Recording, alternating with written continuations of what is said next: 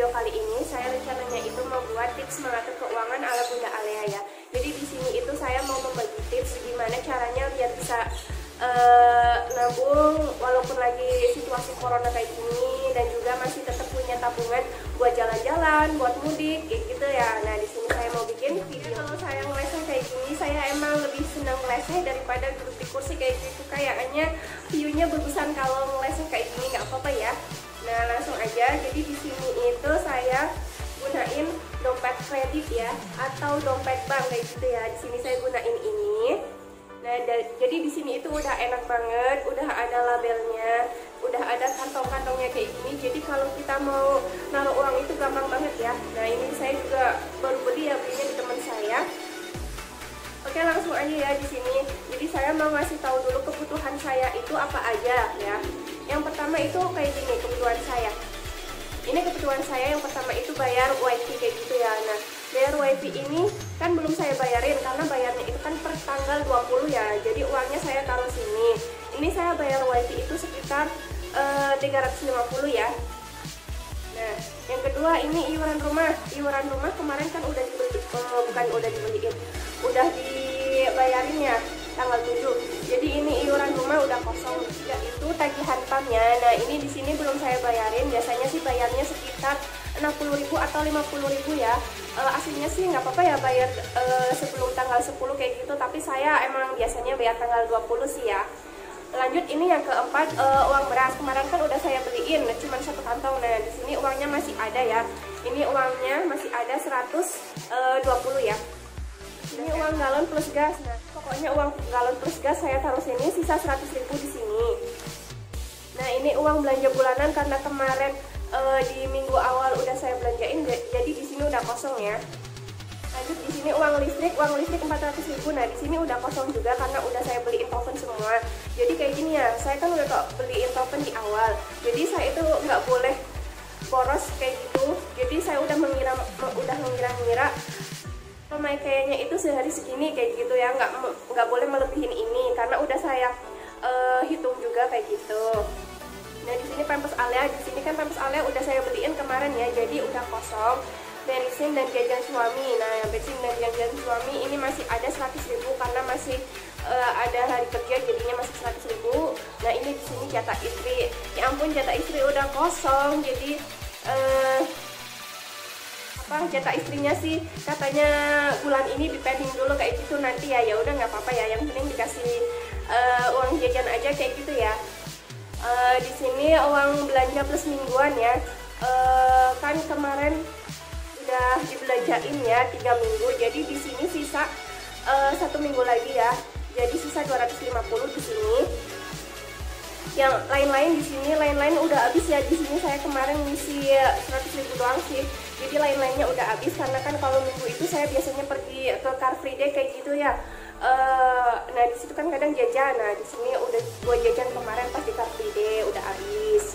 Terus di sini arisan, di sini emang ada arisan ya, tapi arisannya itu berhubung lagi ada corona kayak gini, ada pandemi, jadi arisannya itu di stop dulu, mulainya lagi itu nanti ya.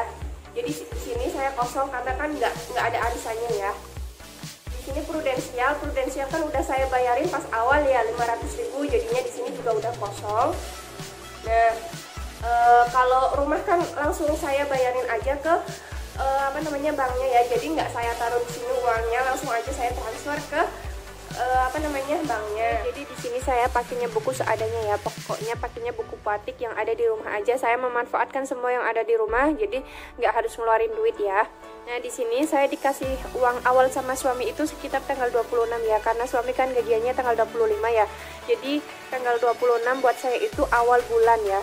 Nah, jadi saya di sini ngitungnya itu biar gampang kan per minggu ya. Jadi ini tanggal 28 sampai 4 Juli ya, karena ini 28 kan hari Minggu kalau nggak salah tuh.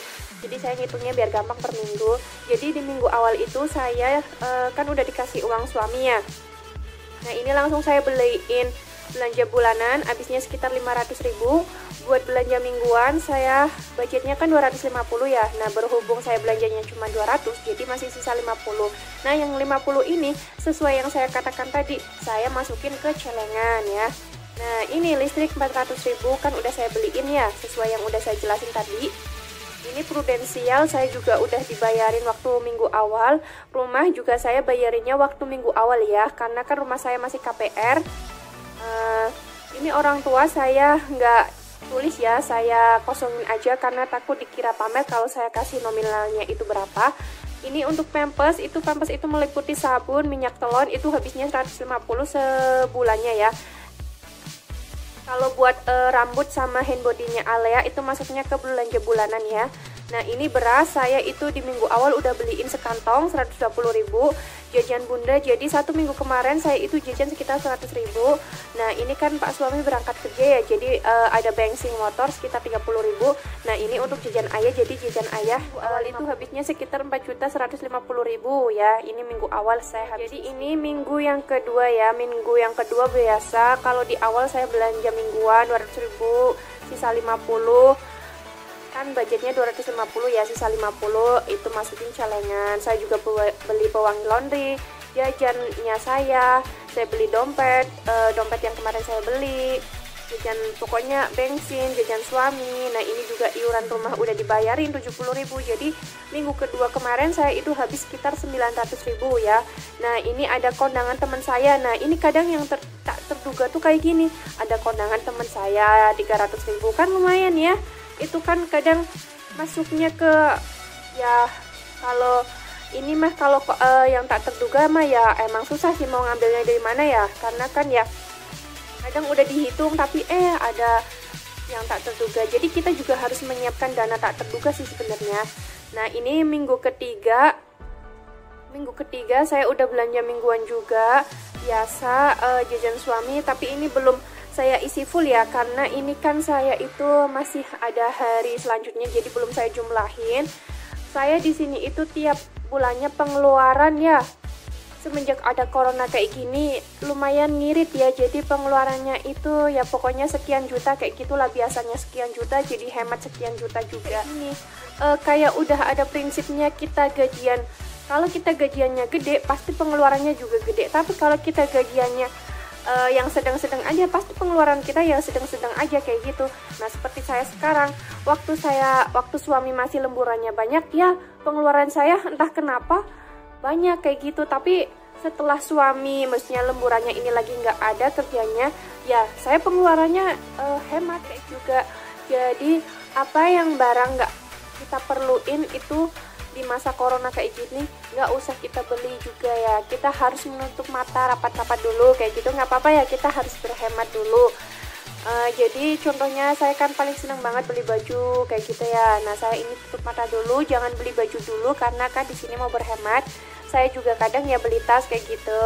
Kalau lagi pengen sepatu berhubung lagi berhemat ya saya skip aja dulu. Tapi kalau untuk make up nggak saya skip ya, karena kan make up itu menurut saya wajib, karena saya pengen terlihat cantik di depan suami saya biar suaminya tambah cinta. Jadi untuk make up saya itu belinya cuman yang habis aja. Kalau ada produk baru yang saya pengen ya udah skip aja dulu, nanti ya kalau suami lemburannya udah mulai normal lagi, kerjanya udah mulai normal lagi, nah baru itu saya boleh beli apa yang saya pengen, kata suami kayak gitu. Jadi di sini itu kita harus mengurangi keegoisan kita, pengen beli ini itu gitu ya. Cara mengatur keuangan ala saya, saya uangnya ditaruh di sini dan juga catatannya itu dicatat di buku ya, seperti yang saya udah jelaskan tadi. Nah jadi tipsnya itu kayak gini, kan setiap saya belanja itu masih sisa 50.000 tuh ya, setiap belanja bulanan masih bukan bulanan, setiap belanja mingguan itu kan masih sisa 50.000 ya.